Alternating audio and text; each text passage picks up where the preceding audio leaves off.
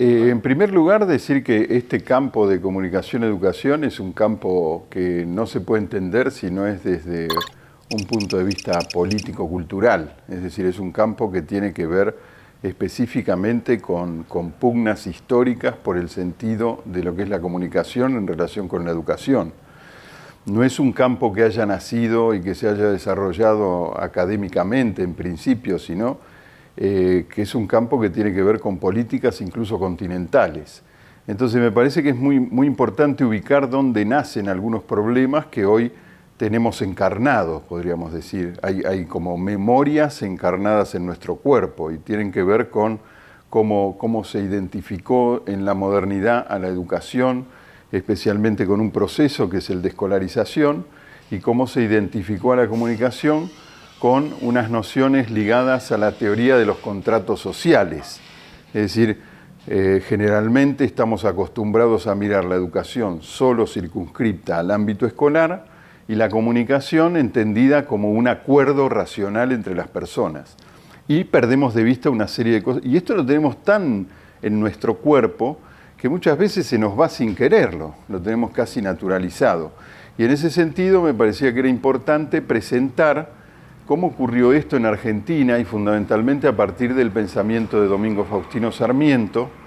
cómo Sarmiento interpreta la cultura toda con un propósito político, dividida en dos, digamos, la mira dicotómicamente, divide el campo social entre civilizados y bárbaros, y en función de eso Sarmiento está de algún modo presentando la idea de que hay un sector que son los bárbaros, que son objeto de pánico moral, que son una amenaza, que son una anomalía, y el secreto para construir hegemonía desde allí es que estos que están situados en el lugar de los bárbaros deseen ser civilizados. Entonces todo lo que se produjo allí alrededor de procesos que tuvieron que ver no solamente con la constitución del sistema educativo argentino, sino también con la organización de las instituciones modernas en Argentina. Por ejemplo, las instituciones ligadas al higienismo, al positivismo, la ciencia incluso, etc. Pero a mí me parece, y esto es parte del desarrollo que vamos a hacer a la tarde, que el punto central es el debate que se produce desde fines de los 40, de 1940 en adelante en América Latina, primero con la emergencia de la comunicación popular, ligada con las radios populares, con Radio Sutatensa a fines de los 40 y después las radios mineras en Bolivia,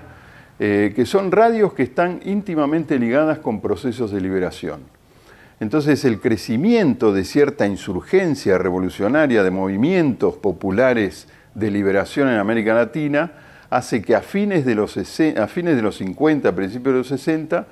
el Departamento de Estado de los Estados Unidos produzca un proyecto continental que es la Alianza para el Progreso, emparentado con una serie de elementos de un pensamiento que es el que podemos llamar difusionismo desarrollista, y allá aparecen dos grandes modos de comprender la relación entre comunicación y educación. Habida cuenta que uno de los problemas centrales en disputa era qué se entendía por alfabetización. Entonces tenemos un modo que es el que llamamos comunicación popular y otro que es la comunicación para el desarrollo, que son dos paradigmas diversos. Incluso el lugar que ocupan los medios y las tecnologías en cada uno de ellos es diferente.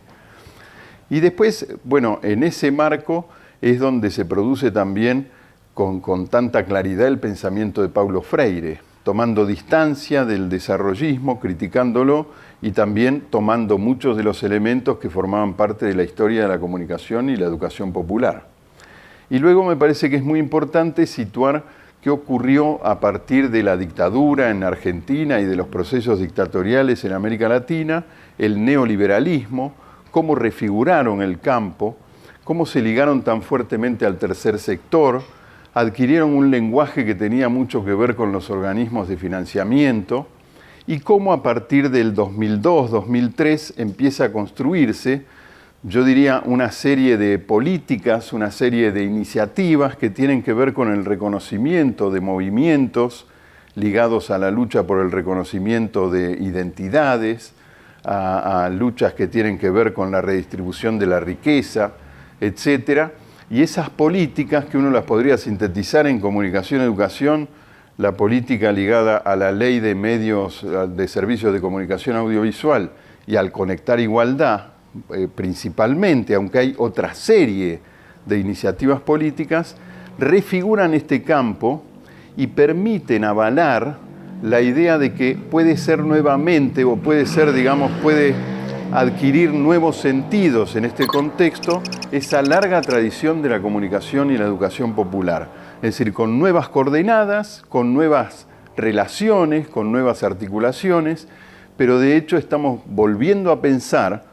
a la comunicación y la educación popular como la dimensión comunicacional y educativa del trabajo político liberador. Entonces me parece que eso es... Y bueno, y después en la ponencia lo que voy a hablar es de algunos nudos para pensar nuestras prácticas, nuestras investigaciones, para pensar qué significan hoy, que son, si mal no recuerdo, la tecnicidad, la experiencia, los saberes, el conocimiento,